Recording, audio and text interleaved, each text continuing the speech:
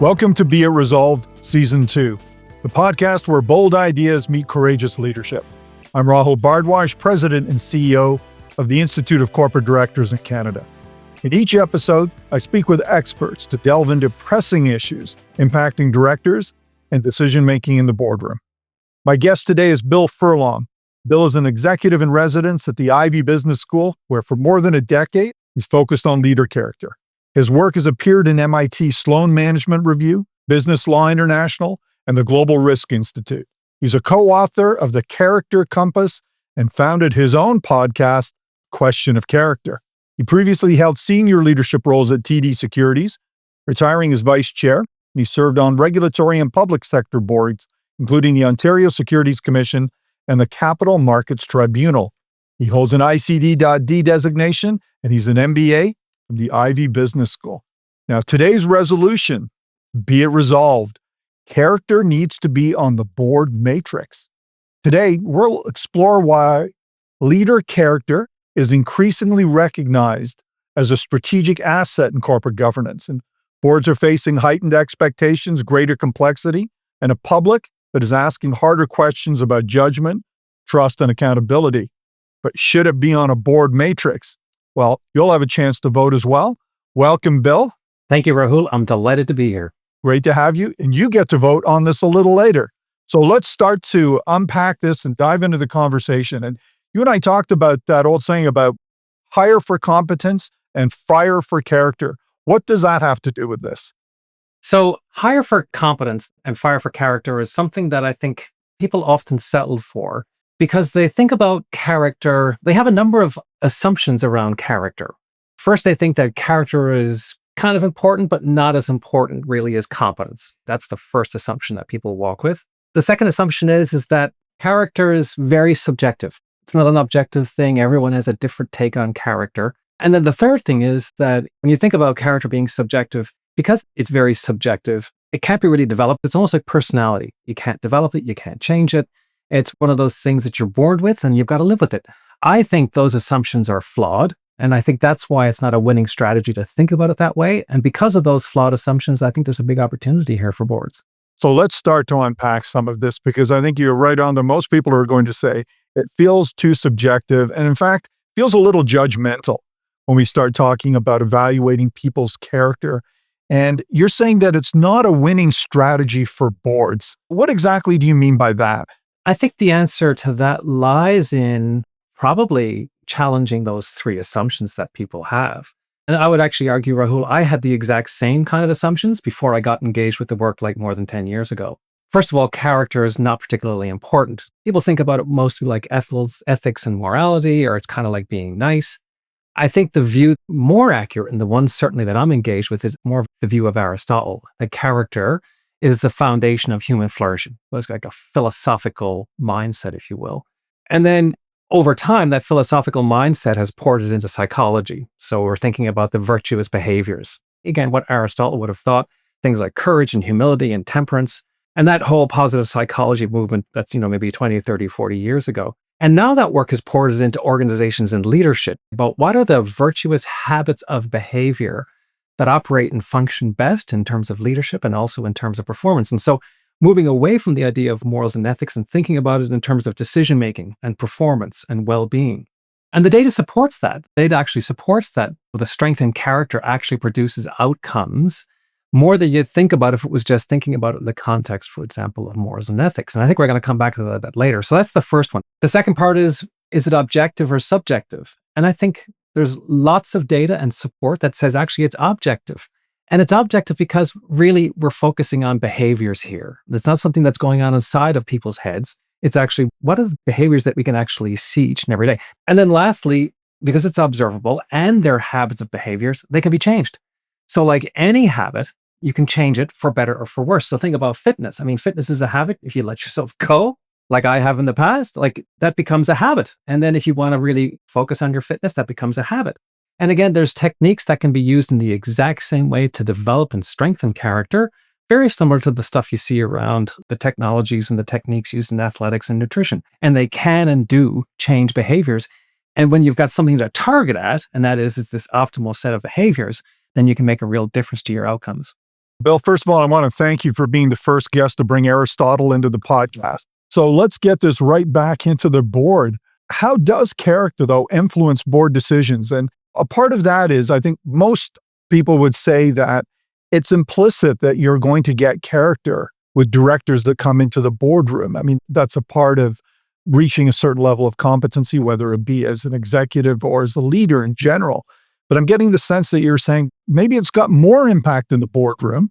Let's talk a little bit about how does it influence board decisions? You're exactly right, Rahul. That's exactly what I think. Before we actually talk about character, I want to stop on competence. Competence is absolutely critical, right? Both when you're on a board, you bring some sort of subject matter expertise to it, but you're also bringing governance, of course, which is what ICD is all about. And competency is really critical. For example, when you hire a lawyer, you want that lawyer to be competent. But we believe, and we think the evidence supports that, is that character is every bit as important as competence. So back to the lawyer again. You might have a really competent lawyer, but imagine if that lawyer actually is not at all humble. They don't really take into account the other's position, and you can't really talk them out of a position. That's going to impair their judgment and ultimately the outcomes that you have with your lawyer. We look at it and think that character actually determines how you will employ your competence and therefore the outcomes. Now let's think about that in the context of a director. What's the most foundational thing that we as directors bring to the boardroom? And I think what we bring is judgment and it's decision making. We have typically SME backgrounds, like some sort of special knowledge. For example, I've got a background in securitization, but that whole competency frequently is dated. And there's also that whole management and board symmetry. So the first thing is that competency is really important in terms of governance, but it's the character, it's the judgment and decision making, which is completely in line and at the foundation of what we think about character. And then think about where it's absent. So think about the Volkswagen engineers several years ago. An enormous amount of competency. And I know this in the context of the boardroom, but just sort of creating the example. Those Volkswagen engineers had an enormous amount of competence. They ended up using that competence to cheat emission tests. That's an example of character, and that was an organizational-wide issue, and it's been written up many times. That's an organizational-wide issue of where character was absent and then ended up using the competency and the commitment, the hard work of the engineers to produce a bad outcome. It's the exact same thing in the global financial crisis. It's what you saw was going on at Enron. That's when character is absent or it's weak in the context of strong competencies and strong work ethics. You're going to get bad outcomes. Where do you see it's present? Going back all the way to McCain's Listeria crisis. That's an example of an organization using character in a critical moment to create an excellent outcome. They ended up turning a bad situation in many ways into a good one. But the key point here is that in the context of character, virtues can turn into vices. So whenever you've got a virtue, maybe it's courage, maybe it's accountability, if it's too much, it can actually get turned into something that's bad. And I think actually you've done a bunch of work, Rahul, with Ivey. And one of the things I think was a study that was done several years ago.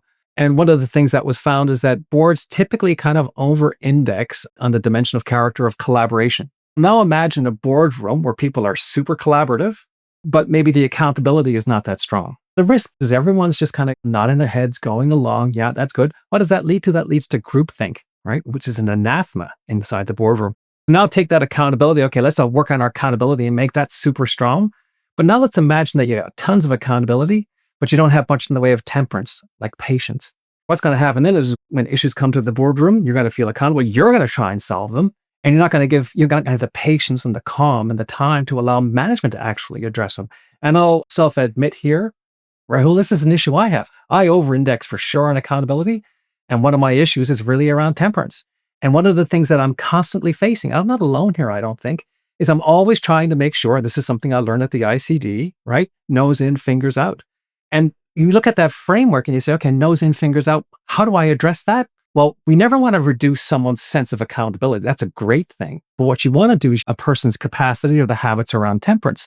So you've got that idea of balancing and the wisdom in when do you actually get engaged and when don't you, as opposed to reflexively always getting engaged. These suboptimal behaviors that we're talking about, that's not competence. Like that's actually around character and judgment. I certainly think that directors and boards need to be aware of those kinds of imbalances. What's your character set, those dimensions set, where are your strengths, where are your weaknesses, where are the issues where you might actually find yourself stumbling over it? And then you can be a better director and you can be a better board. So I think that's how it relates really to what goes on inside the boardroom, Rahul. Well, I think, that was a thorough look at character. And I think the listeners will be convinced by it. That's important. More character is better than less. I think they're also hearing that less character creates a risk. Risk is not a good thing, at least in this context. Now, directors are going to look at that and say, okay, but how do you measure that? Everybody's looking for this KPI. How do you measure that? What would a snapshot on that look like? So there's a couple of frames, and when you think about measuring it, maybe there's two things we can talk about. The first thing I'll talk about is how do you measure the impact of character? It feels like a nebulous concept. It feels kind of abstract. Does it matter? And I think you've seen some of this data before, and so sharing it with you is that the data suggests that the presence of character matters. Like the evidence supports that it matters in the context of organizations and outcomes. Fred Kegel had a book called Return on Character. He'd studied 44 companies with 4,000 employees, and he was looking, is there a linkage between character and financial outcomes? And what he found was, and this is not specifically based on the Ivey work and the framework that I'm familiar with, but it's like a very strong proxy for character. And they measured what employees thought about the CEOs across these companies: truthful, compassionate, responsible, forgiving. And what they found is that for CEOs that scored by virtue of their employees in the top quintile versus, and they call them virtuoso CEOs, compared to the CEOs in the bottom quintile, what they call those self-focused CEOs, the ROA, the return on assets over, I think it was a 2 or 3 year period, was 5 times as great. And there was a relatively straight line, if you will, like a pretty linear relationship in terms of the strength of the CEO and the strength of the outcomes. Another example of some of the outcomes is some of the work that Ivey has done as well. He did a research paper several years ago that was published, peer-reviewed, and it talked about what's the difference in terms of leaders who have strength of character versus don't have strength of character. And what they found there was that actually moved all kinds of metrics internally. Things like motivation to lead, perceived effectiveness, organizational commitment, employee engagement. What was really interesting in that, Rahul, the one that moved almost the most was actually psychological safety. And psychological safety has been demonstrated. I think it's a Harvard professor talks about psychological safety as being the key behind organizational effectiveness. And strength of character in a leader creates a 16% greater sense of psychological safety when it comes to the strength of character. So there's real evidence and that suggests that there's real live benefits to this. It's not just a nice to have. It's kind of a nice thing. Let's try and work with this. It's actually real in terms of the outcomes that it produces. So let's just pause on that for a second. A nice to have, no, it's a need to have, I think is what we're hearing here. Let's push back a little bit because we're talking about directors who are saying there's already a ton of stuff we have to do in the boardroom. We've got the legal liability. We've got this thing called the business judgment rule that says we do all our work and we think about it with good faith and work hard, no conflicts of interest. We're in good shape. But now we introduce this somewhat nebulous concept of character into all of this. And are we raising the bar too high for directors when it comes to constructing their board, good faith deliberations? Are we just asking boards to do more? I think that's a great question. And a couple of different thoughts there. I mean, first thought would be is that in the preface to your question, Rahul, was like expectations for boards are rising. What can boards actually do to meet those rising expectations? Now, there is this de minimis standard that you mentioned. It is, by definition, then kind of the minimum. And I think that the vast majority of directors that are out there are actually aspiring for more. They actually want to do a better job. They want their organizations to grow and to flourish. If you're someone that's focused on the minimum, I think which is a small subset of directors, then yeah, okay, so maybe you are a director. I'm not going to speak to many people, I think, in our audience today. But the addition of character is going to make it more likely to clear that minimum bar kind of thing. It adds more space. But I think that in any event, the bar is raised, and I think it's rising. I think, as you'd mentioned earlier, awareness around character's value is increasing all the time. There's more research that's on the way, just above and beyond what I've just talked about. You can either wait to be sort of engaged with character, or you can actually take the initiative. Almost like you can either push or be pushed, is how I think about it. The other part to think about, Rahul, and this is something I think that the ICD has been very interested in, and I think the ICD is actually aspiring, we all do this, is we have this aspiration to make Canada the world's exemplar when it comes to board governance. I think many of us accept that Canada's at a hinge moment. We all need to up our game. So where are we going to find that extra gear? How are we going to up our game? I think character is that extra gear. We certainly talk about that in the context of leadership in organizations. And boards are microcosms of these organizations. What can separate Canada from all the other countries when it comes to governance? We think it's character. And we think it becomes this sustainable competitive advantage to bring Canada to the forefront and stay there when it comes to board governance. Go Canada. That's great. We can all get behind that. Now let me be the skeptic for a second. But does it belong on a board matrix? So let's come to that, because we've all been on governance committees where we're looking at the board matrix. You want to make sure you've got competencies, capabilities, for your oversight of culture, strategy, and risk. You've got the right people around the table for all the reasons, diversity, and all of the other things you want to do. But now somebody's going to say character as one of the elements of a board matrix. Let's start with who's actually asking for this? Who's asking for it? Well, on my board, I'm asking for it. So really, it's at the end of the day, it's the board chair who's responsible for putting it on the agenda, I believe. And something which, in conjunction with the Governance and Nominations Committee, thinking about governance and process and how we hire. Right, too, the regulators are looking at this as well. I've made presentations to regulators at the New York Fed, OSFI, FSRA, the Financial Conduct Authority in the UK. Regulators have been struggling enormously with the concept of culture, which we could get into a bit more if you wish. But they've been really struggling with organizations, in particular financial institutions, where they look at the outcomes and they struggle with how come some organizations continuously kind of fall into the same mistakes over and over again. And they point the finger towards culture, and they're trying to really get at the heart of that. And that's why there's a real interest from a regulatory perspective as to character. And so if regulators are looking at character or culture in the context of the organization, they're certainly going to be looking at it from the board perspective as well. So recently, for example, the OSFI has come up with regulations around culture and how a board is responsible for that and how management is responsible for that. And that historically has been a very vexing issue for organizations and boards to deal with. And we would argue that character has some real insights and some real value to add into this conversation. So let's go back to the matrix for a second, Bill. Do you know any boards that have actually been able to navigate their way through our conversation and actually get character on a matrix yet? No, Rahul, I don't. And so to me, that represents a massive opportunity.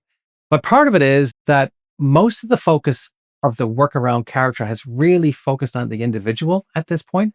And now, as the individual work has becoming more solidified, now the focus is we're getting more into organizations and strategic implementation of that. And of course, that leads you to have conversations around the board. And as you mentioned earlier, regulators around the world are starting to look at boards to deliver really significant insights and oversight of things like culture and behaviors. So, Bill, you're a trailblazer on this yet. We're going to have to come back to this conversation another time and see, and I'm sure we're going to get some response to this, because this is a novel approach to reducing risk, and one that I think everybody thinks is really important. And perhaps we've stimulated some thinking on a different way to look at character. And for that, I thank you. Now, to our listeners, you get your chance to vote on the resolution right now. Be it resolved. Character needs to be on the board matrix. Bill, over to you. It's not there yet. Which way's your vote? I am clearly in the column, Rahul, of thinking that character definitely belongs in the board matrix. No surprise there, but I'm glad you're unequivocal about it. Bill, thanks for coming today and sharing your insights and expertise in the discussion. It's been a wonderful contribution. You've helped elevate a really important conversation for our board community, and for that, I thank you. It's been a pleasure, Rahul. Thank you so much. I had so much fun. And to our listeners, I hope you enjoyed today's episode of Be It Resolved, that you've deepened your boardroom insights to stay ahead of emerging trends. If you found today's discussion thought-provoking, we encourage you to subscribe and leave a review on your preferred podcast platform. From the Institute of Corporate Directors in Canada, I'm Rahul Bhardwaj. Until next time.